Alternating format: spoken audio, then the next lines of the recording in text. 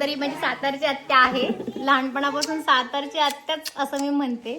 तर नाव आहे आत्याचं सत्वशीला धर्मू शिर्के आणि आत्या नेहमी सातारला राहते है ना, पहिल्यापासून आजपर्यंत. आणि सातारवरून प्रत्येक सण असेल ना तेव्हा येणार. आणि मी पण आजीसोबत सातारला जाणार शनिवार रविवारच्या सुट्टीमध्ये.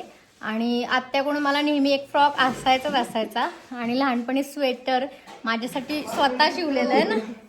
परत माझ्यासाठी फ्रॉक आता शिवणकाम पण करायची, माझ्यासाठी फ्रॉक शिवायची. म्हणजे मी लाडकी भाची होती सगळ्यात जास्त. आणि मला पण आत्या म्हणजे काय तर सातारची आत्या एवढंच माहित होतं.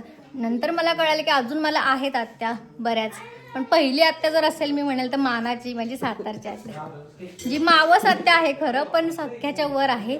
आबांना नेहमी पाठिंबा असतो आत्याचा. आणि आजीची खूप लाडकी होती, सारखं मावशी मावशी करायची आत्या है ना. आणि आम्ही राहायचो आत्याच्या इथे, कुठला तो वाडा, अवचटवाडा, गुरुवार पेठ मधला अवचटवाडा, तो खूप फेमस होता तिथे. आणि राजवाडा जवळ होता, मस्तानी आईस्क्रीम खायचं, खेळायचं, गार्डन, ते सगळं खूप आवडायचं. त्यामुळे सातारा म्हटलं की सातारची आत्या, गुरुवार पेठ, अवचटवाडा. आणि खूप अशा आठवणी आहेत.